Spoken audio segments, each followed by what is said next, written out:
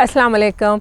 मेरा नाम महविश शराज है। मैं रजिस्टर्ड डाइटिशियन और प्रैक्टिसिंग क्लिनिकल डाइटिशियन हूँ इस्लामाबाद में। आज हम बात करेंगे सीलिएक डिजीज़, जो कि गंदम की एलर्जी से एक मसला हमारे आंतों में पैदा होता है, जिसकी वजह से हम गंदम से मिलती जो गंदम में जो प्रोटीन होती है ग्लूटेन, उसको हम हजम नहीं कर पाते। तो इसके बारे में मैं आपको बताऊँगी कि आपने किन चीज़ों से परहेज़ करना है और क्या चीज़ें आपके खुराक में आप इस्तेमाल कर सकते हैं। तो जो सीलिएक डिजीज़ होती है उसमें हम ग्लूटेन फ्री डाइट लेते हैं। तो ग्लूटेन किन चीज़ों में मौजूद होती है? वो सबसे पहले गंदम में मौजूद होती है। गंदम खाली गंदम नहीं है, गंदम से हमें जो डेरिवेटिव्स मिलते हैं, जैसे गंदम से मैदा मिलता है, मैदे में भी ग्लूटेन होता है। इसके अलावा सूजी में भी होता है, साबूदाने में भी होता है, दलिये में भी होता है। ठीक है, तो इन चीज़ों से हमें परहेज रखनी है। यानी गंदम से जो भी चीज़ हमें हासिल हो रही है, जैसे मैदे से बिस्किट बनते हैं, मैदे से नूडल्स, स्पैगडीज, ये चीज़ें बनती हैं, मैदे से डबल रोटी बनती है। तो वो आपको देखना होगा कि आप जो भी खाना ले रहे हैं, जैसे बिस्किट ले रहे हैं या नूडल्स ले रहे हैं या जूस ले रहे हैं, कोई भी पैकेज खाना ले रहे हैं, उसके जो इंग्रेडिएंट्स होते हैं उसमें आपने देखना होगा कि उसमें वाइट फ्लावर या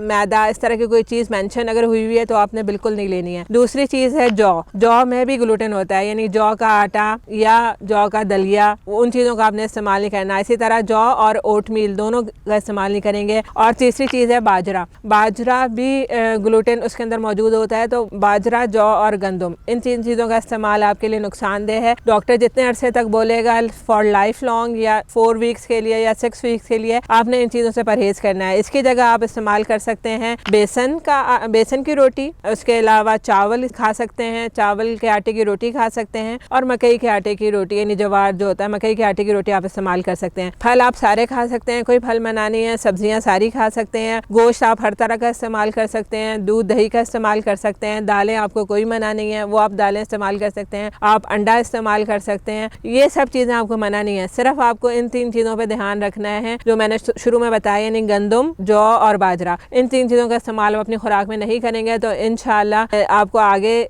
सीलिएक डिजीज़ से मुतालिक जो मसले मसाइल होते हैं वो नहीं होंगे। और इसके अलावा आपको बहुत सारे मार्ट्स में, जो बड़े बड़े स्टोर्स होते हैं, वहाँ पर आपको आटा लेबल हुआ मिल जाएगा, ग्लूटेन फ्री आटा या ग्लूटेन फ्री फ्लावर, तो वो भी आप इस्तेमाल कर सकते हैं। लेकिन वो थोड़ा महंगा होता है। तो अगर आप इस्तेमाल करना चाहें, कभी कभी रोटी बनाना चाहें, तो आप उस ग्लूटेन फ्री आटे की भी बना सकते हैं। उसकी पहचान ये है कि वो गूंदने में मुश्किल गूंदा जाता है, क्योंकि जो आटा आसानी से गूंदा जाता है वो ग्लूटेन की वजह से होता है। तो जो आटा मुश्किल से गूंदा जाए, जो जुड़े ना, इसका मतलब है कि वो ग्लूटेन फ्री है। तो वो आपके पहचान के लिए वो आसानी आपको हो जाएगी। तो इंशाल्लाह आप इन चीज़ों पर अमल करेंगे तो आप अपने मसाइल से निजात पा सकते हैं। Thank you.